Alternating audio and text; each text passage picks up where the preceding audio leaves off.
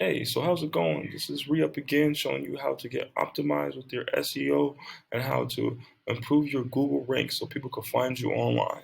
So once you update all your titles and you're optimizing your pages for SEO, your meta tags, your page titles, and even your blog, um, the one thing you want to do is upload your XML with your new sitemap.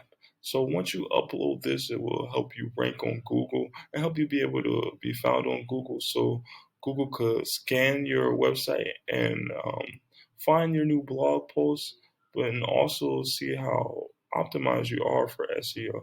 So all you need to go to is your general settings, scroll down, and there'll be a whole section for your sitemap.